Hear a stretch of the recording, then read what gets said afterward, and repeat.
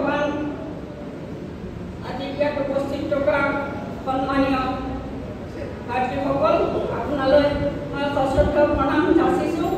এইজনা ঘোষাৰ অৰ্থ মই অকণমান আমাক চাৰি জাতি কি কৈছে যে কাম, ক্ৰোধ, লোভ, মোহ। এই চাৰি জাতি আমি অন্তৰৰ পৰা যেতিয়া পৰিহাৰ কৰি আমাৰ হিন্দুত্ব আমি সংৰক্ষিত আৰু সংগঠিত হ'ব পাৰিম, ইয়াকে কৈ মই বিদায় দিছোঁ।